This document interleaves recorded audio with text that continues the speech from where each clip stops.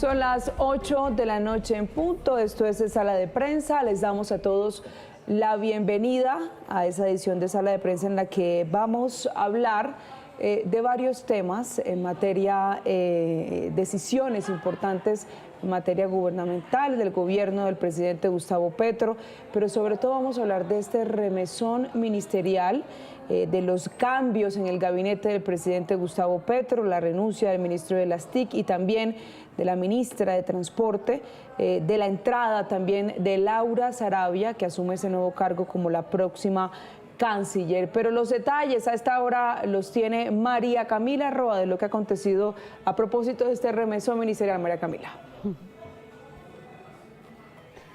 Sí, Alejandra, mire que fue un lunes de bastante movimiento después de un fin de semana relativamente tranquilo en lo que tiene que ver con el presidente Gustavo Petro y sus decisiones. ¿Por qué tranquilo? Porque aunque se dio toda esta situación de dificultad de orden público en el Catatumbo, ese desplazamiento tan hostil, esa violencia que ha cobrado la vida de 80 personas, pues el presidente no estuvo muy activo en lo que tiene que ver con las decisiones en materia de gobierno en su cuenta de X. Estuvo muy movida la fuerza pública. Eso cambió hoy, cuando el presidente Gustavo Petro tomó varias decisiones. La primera, la de aceptar varias renuncias.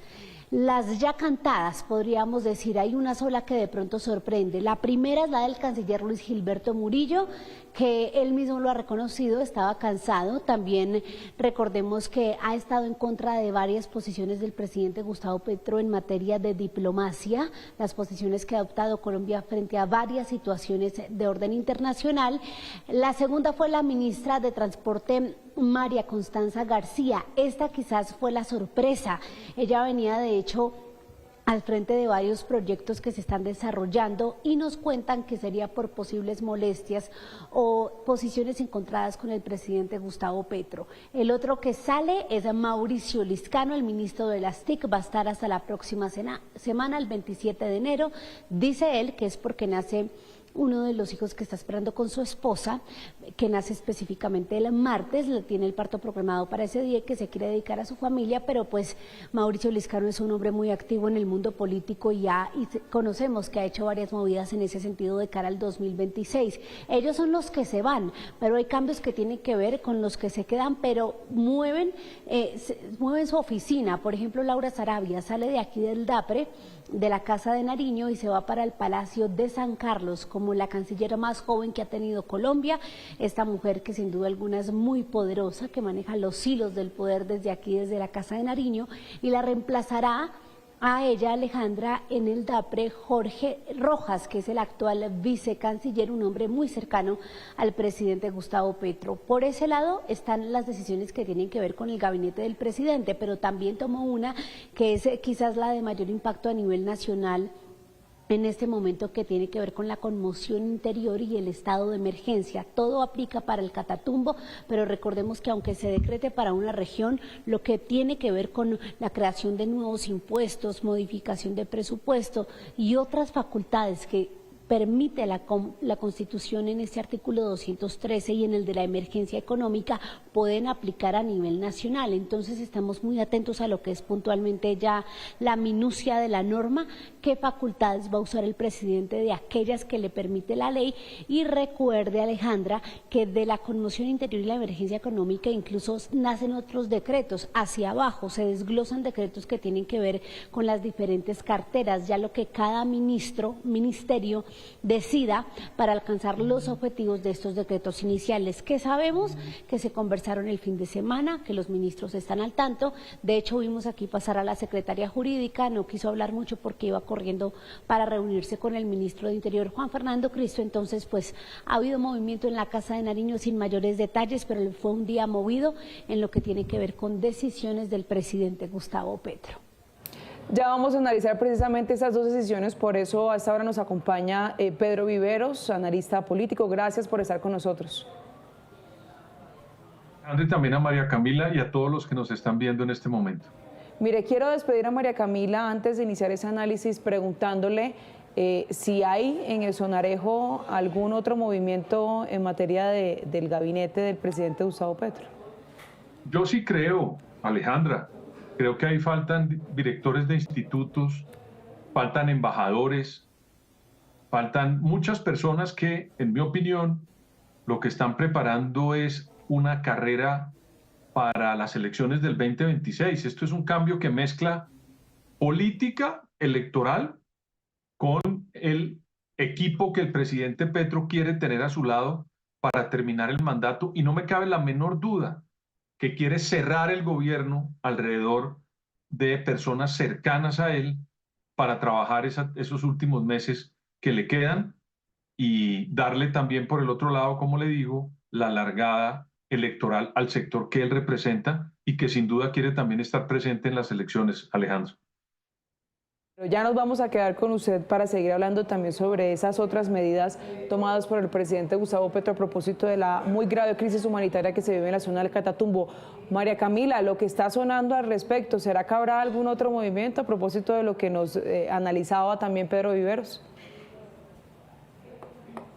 Sí, Alejandra, los ya anunciados son los siguientes, además de los ministerios, las embajadas, los confirmados son, entonces, Roy Barreras sale de la Embajada del Reino Unido, sale Camilo Romero de la Embajada de Argentina, sale León Freddy Muñoz de la Embajada de Nicaragua y sale el embajador en Brasil, Guillermo Rivera. Estos 4 personajes ya está más que cantado, lo que tienen es aspiraciones, lo que tiene son sus aspiraciones electorales de cara al 2026, por lo menos lo que tiene que ver con Camilo Romero y Roy Barreras, también Guillermo Rivera. Y hay otros ministros que saldrían en las próximas horas. De hecho, hoy pudimos conversar con Laura Sarabia, que atendió a los periodistas en lo que nosotros llamamos un off the record, y ahí dijo que se vienen otros cambios en los gabinetes. Pueden ser esos que ya vienen sonando hace algunos días por cuenta de las aspiraciones electorales para no inhabilitarse, pero recordemos que tienen permiso, o más bien esa vigencia, para renunciar hasta el mes de mayo. La mayoría, lo que tiene que ver con aspiraciones presidenciales, los que vayan para Congreso, sí tienen que renunciar antes del mes de marzo. Ahí podrían estar Susana Muhammad, incluso el ministro de Salud, aunque él ha dicho que no renuncia, que va hasta el fin del gobierno, porque hay también voces que dicen que aspiraría a la alcaldía de Bogotá, y también se rumora que saldría el ministro de Minas, el ministro de Educación. Entonces son varios los que están sonando para salir por cuenta de la carrera a la presidencia y al Congreso.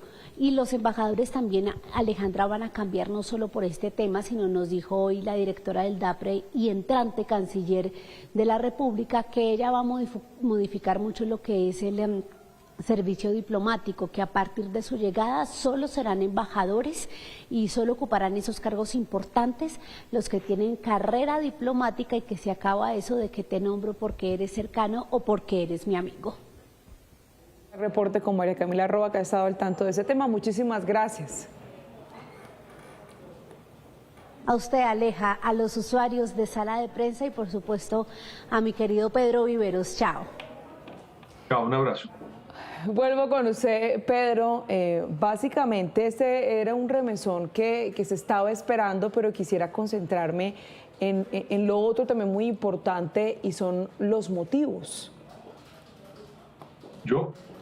Alejandra, a mí no me cabe la menor duda que esto se veía venir hace rato. Desde el año pasado lo había el presidente anunciado y ahora lo está haciendo a cuentagotas. Y yo creo que siempre estaba la barrera de la ley, la norma electoral, pues que impide que algunos candidatos puedan comenzar a hacer el ejercicio político ocupando cargos de rango ministerial, de embajadas o de viceministros, donde hay ordenamiento del gasto. Y eso lo dice la ley. Entonces, si usted se da cuenta, los tiempos para eso, pues ahí están totalmente determinados. Entonces, el presidente, por un lado, ve que tiene un grupo político de operadores políticos que pueden hacer la campaña. Mire, ahí ahí yo no sé si mencionaron a Gustavo Bolívar, al ministro de Educación, a Roy Barreras, al embajador Rivera en Brasil, al embajador Romero en Argentina. Esos señores no vienen a Bogotá a pedir una cátedra en una universidad, Alejandra. Vienen a hacer política. ¿Y a qué política? Pues al respaldo del sector del señor presidente de la República. ¿Por qué? Porque tienen aspiraciones de cualquier orden. puede ser no perder tanto espacio en el Parlamento. Ahí hay una estrategia y para eso tiene unos operadores que son bastante eficientes, como lo han demostrado. No le vuelvo a decir los nombres, pero la mayoría de los que le mencioné tienen un éxito en el manejo político y creo que van a estar metidos en eso, en que haya una lista fuerte, en que haya un movimiento político interesante para que no, pues para perdurar en las 21 sillas que tienen o 20, o que si van a perder, pues que el golpe no sea tan duro. Y también van a pretender, pues luchar por la presidencia de la República, con un porcentaje importante que tiene el señor presidente, que es entre el 25 o el 30%. Eso tiene una importancia. Y por el otro lado, Alejandra, pues mueve, y ahí me hace recordar a la iglesia, que tiene un dicho muy famoso y es promover para remover, promover para remover.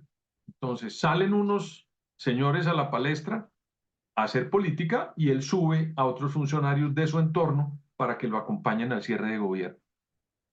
Mire, Pedro, quiero detener digamos, la conversación sobre el remesón ministerial aquí para hablar de otro tema que también es muy importante y quizá es de las decisiones más importantes de las que conocimos durante el día de hoy del presidente Gustavo Petro, y es la declaración de ese estado de conmoción interior y el estado de emergencia por cuenta de la crisis humanitaria allá en el Catatumbo. Ya lo escuchábamos de voz de María Camila Roa.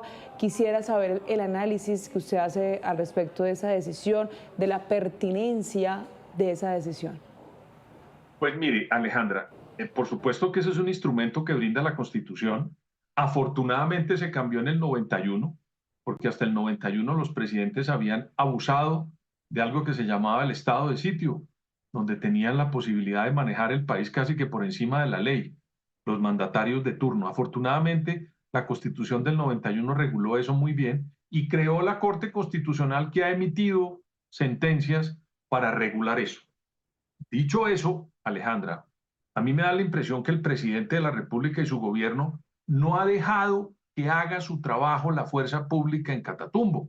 La mayoría de los militares que estaban allá, por instrucción del señor presidente y su ministro de Defensa, se retiraron del Catatumbo para dejar la posibilidad del diálogo entre los sectores que están ahí por la llamada paz total del señor presidente de la República y de ese proceso que tiene en Venezuela con el ELN. Pero eso no funcionó. Entonces, ¿qué tiene que hacer el presidente? Enviar la tropa para recuperar el territorio. Si eso fracasa, es otro escenario, pero hasta el día de hoy la tropa está acompañando a unas personas para que puedan salir de sus territorios y lleguen a Cúcuta para poder estar ahí mientras se retoma el terreno. Para eso, en mi opinión, el presidente de la República no necesita de esos decretos de emergencia interior o de conmoción interior y de emergencia económica. Y por el lado de la emergencia económica, mire, María Alejandra, el presidente de la República de Colombia hoy, este gobierno, tiene un presupuesto aprobado de más de 500 billones de pesos. Al presidente de la República y a su sector que tanto le gusta compararse con Iván Duque, el presidente Iván Duque tuvo un presupuesto de 380 billones de pesos. Este gobierno tiene uno de 550 billones de pesos.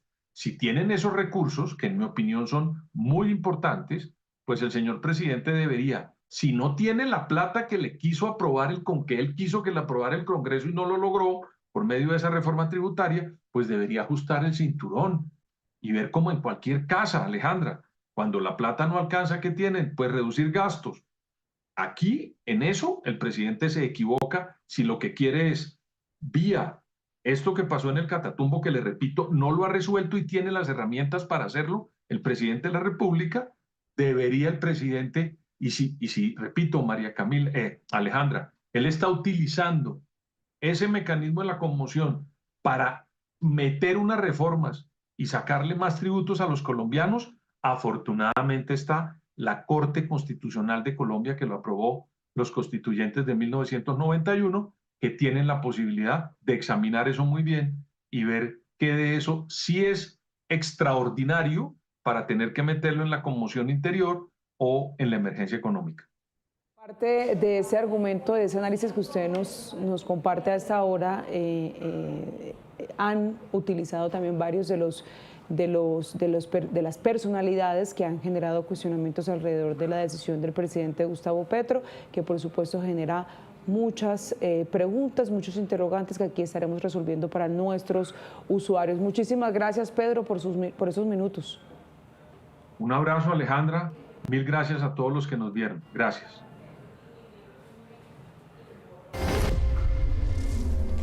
Y de otro lado, son las 8 de la noche, 15 minutos, vamos también a analizar otra de las noticias importantes del día, en este caso en el plano internacional, y tiene que ver con la toma de posesión del presidente Donald Trump y esas primeras decisiones, esas primeras órdenes ejecutivas que ya se han ido firmando, que ya se han ido tomando, y por eso quiero saludar a esta hora a María Teresa Aya, nuestra analista internacional. María Teresa, para contarle a los usuarios un poco también lo que ha acontecido hasta ese momento y de esas decisiones importantes que ya ha tomado el presidente Donald Trump.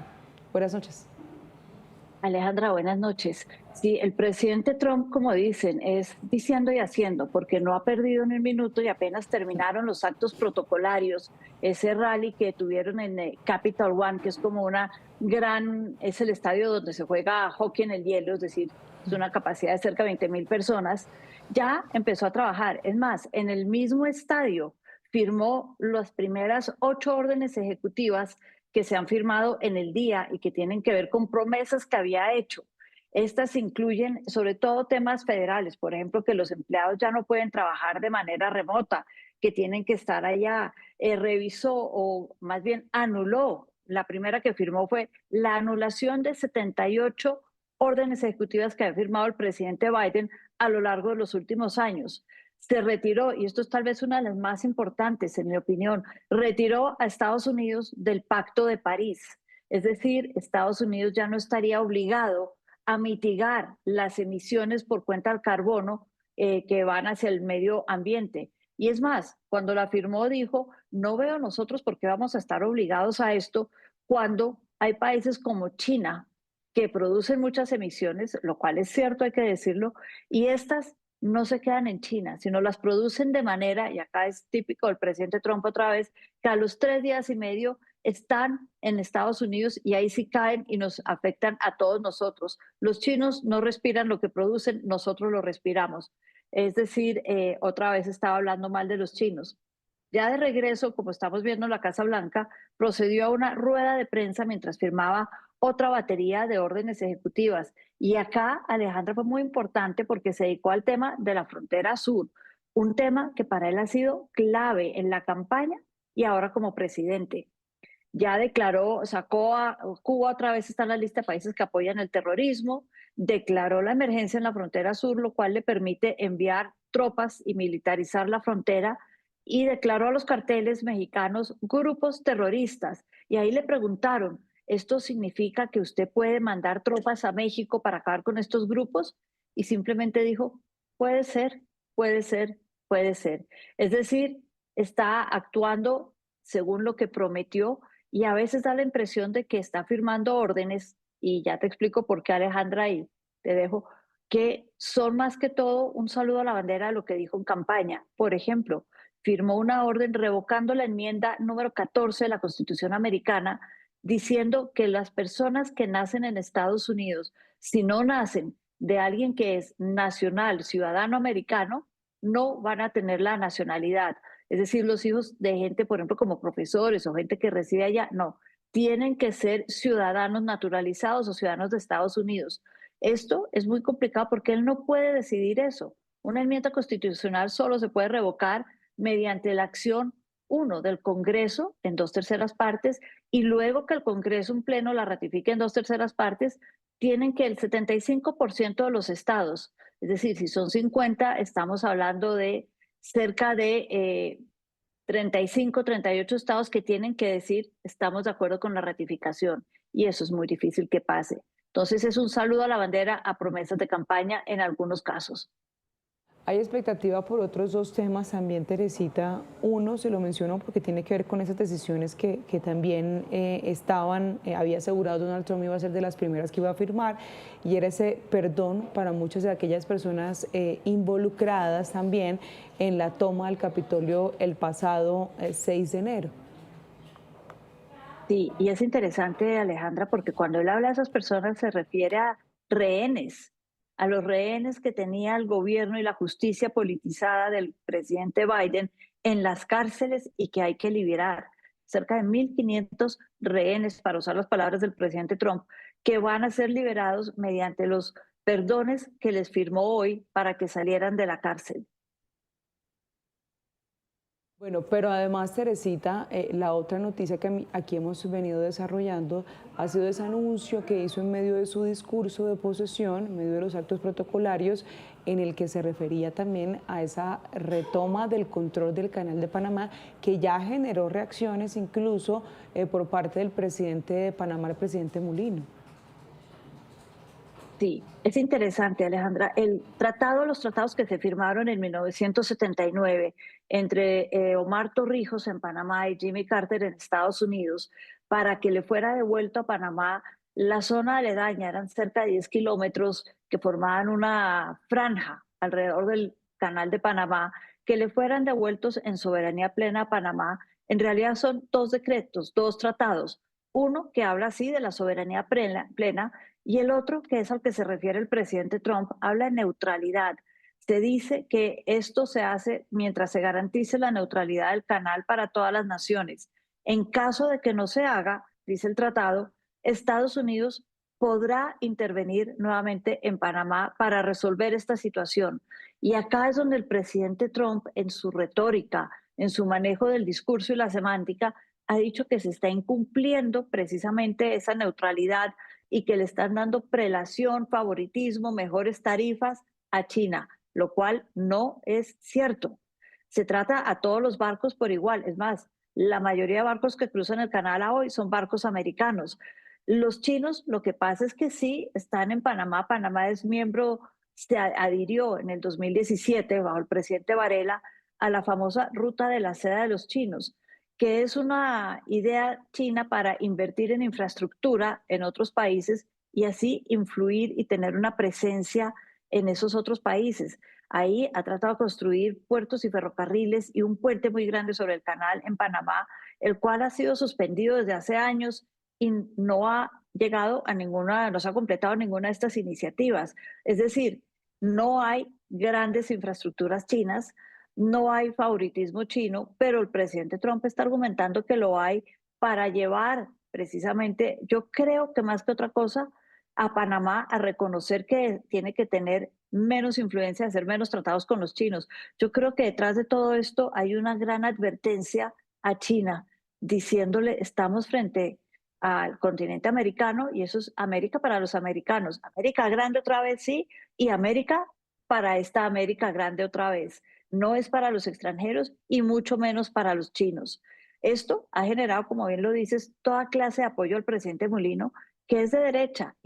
Hablemos también de esa figura del presidente Donald Trump como el presidente pacifista, como se hizo llamar.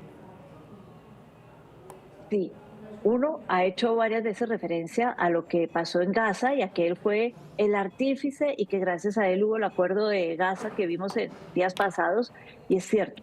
La presión y la influencia de Trump fueron definitivas para un acuerdo que es muy similar a otros que ya se habían propuesto, pero que esta vez, frente a un Trump que puede llegar y decir, bueno, yo tengo acá los ases bajo la manga, señores, jamás ustedes o negocian porque si no, nos vamos con toda. Y a un Netanyahu que quería empezar, digamos, con el pie derecho la relación con Trump otra vez, eso fue clave para que se llevara a cabo este acuerdo. En eso él dice que en su gobierno, si él hubiera sido presidente, no hubiera habido guerras, no hubiera ocurrido el 7 de octubre en Israel, porque él es un pacifista que sabe controlar a estados que no lo son, como, y lo dijo hoy también, como Irán, países que patrocinan el terrorismo y que si él hubiera sido presidente en estos años, no hubiera pasado eso porque hubiera controlado a Irán desde el principio y nada de lo que estamos viviendo se hubiera dado. Eso es muchos sí, tal cosa y muchos sí. Ahora, también dijo hace escasos minutos en esta rueda de prensa y firma además decretos extraordinarios, dijo que está planeando una reunión con Putin lo más pronto posible y que ya dio la orden a Marco Rubio, que ya fue confirmado secretario de Estado, para que adelante esa reunión en la que dijo y adelantó el propio presidente Trump que es altamente probable que ambas partes van a tener que hacer concesiones para lograr la paz. Esto inquieta mucho a los ucranianos porque dicen, ¿será que nos va a tocar aceptar que Rusia se quede con parte del territorio invadido? Y eso es una gran pregunta que tienen. De las cosas que dijo en las últimas horas y según lo reporta a esta hora nuestro corresponsal en Washington, Juan Camilo Merlano, dice Trump firmó la orden ejecutiva designando a carteles como organizaciones terroristas, pero además dijo, abro comillas, entre otros temas, vamos probablemente a dejar de comprarle petróleo a Venezuela. Hablemos de estos dos temas, Teresita. Sí, lo de la orden de los carteles como organizaciones terroristas fue cuando en la rueda de prensa le preguntaron que si eso implicaba que iba a invadir o iba a usar la fuerza para combatirlos, y fue cuando dijo, puede ser. No dijo sí, no dijo no, dijo puede ser. Para él este tema es muy importante porque tiene que ver con el fentanilo, más que cualquier otro tema, es la llegada del fentanilo que mata miles, de cientos de miles de personas al año en Estados Unidos, y a eso se refirió el presidente Trump. Ahora, esto pone a México y pone la relación de Estados Unidos con México en esa frontera tan grande, cerca de 1.500 kilómetros, más grande que la frontera que tenemos nosotros con Venezuela, son 3.700 kilómetros, una cosa gigantesca, pone la seguridad en esa frontera en una situación complicada, porque los carteles obviamente también van a reaccionar frente a esto. Es decir, el tema de seguridad en esa frontera, por un lado, va a estar más monitoreada y más vigilada, por otro lado, podemos pensar que también va a tener más incidentes. En cuanto a Venezuela, él ha dicho que Venezuela es un país que él conoce muy bien y le gustaba mucho, pero hace 30 años, que hoy en día no le gusta para nada y que va a no comprarle petróleo. Para eso entonces dice que va a abrir exploración en Alaska y que va a fomentar la exploración de Estados Unidos en áreas protegidas de petróleo. Y su secretario de Energía, su secretario que maneja estos temas, sí ha dicho que él viene de la industria petrolera, adora la energía fósil, es la que más le gusta para todo lo que sea calefacción, carros, todo, y no cree en el cambio climático. Eso deja mucho que pensar. Pero volviendo al tema de Venezuela, Alejandra, hay que pensar que también existe la opción, puede que remota, pero existe, de una cohabitación entre los dos. Es decir, que Trump se dé cuenta o necesite este petróleo, o por lo menos parte de ese petróleo que explora Chevron, compañía americana en Venezuela, a cambio de que Venezuela reciba a los migrantes que él piensa deportar. Es decir, mantengo las sanciones debilitadas como las dejó Biden, no las impongo tan fuerte como estaban antes, y ustedes me reciben los deportados que yo les voy a mandar. Eso puede ser una opción. Parece remota en este momento, pero no es descartable. No es descartable. Mire, quería preguntarle también, Teresita, sobre el papel de Marco Rubio, recordemos ya confirmado como secretario de Estado de Estados Unidos. Y si le parece, le adhiero otra pregunta para cerrar, y es el análisis sobre esa segunda parte del presidente Donald Trump, como esa comparación entre lo que fue su primer mandato y lo que podríamos adelantar que podría ser ese segundo mandato con base en lo que hemos visto hasta este momento. Marco Rubio es una persona que conoce muy bien a América Latina, y yo creo, Alejandra, que se ha hablado del aislamiento que puede generar un Trump 2, pero yo creo que para América Latina y con un Marco Rubio a la cabeza del Departamento de Estado, estamos viendo simplemente un Estados Unidos imperialista, como decía yo, con una doctrina Monroe 2.0 sobre América Latina, y en ese sentido Marco Rubio va a ser instrumental por su posición frente al terrorismo, a la izquierda, al comunismo como el de Cuba, a los regímenes autoritarios. Vamos a ver un Estados Unidos imperialista. Y eso me lleva a contestar esa pregunta de un Trump 2.0. Trump sabe que después de estos 4 años no puede ser reelegido. Es decir, no tiene nada que perder tomando decisiones que no sean populares, o que sean populares solamente en temas de migración. Va a ser muy duro. Es decir, vamos a ver decisiones que no van a venir matizadas. No, varios temas que dejan a la expectativa no solo a los estadounidenses, sino también al mundo tras la posesión de Donald Trump en este segundo mandato, el presidente número 47 de los Estados Unidos. Muchísimas gracias, Teresita, por estos minutos, por su análisis.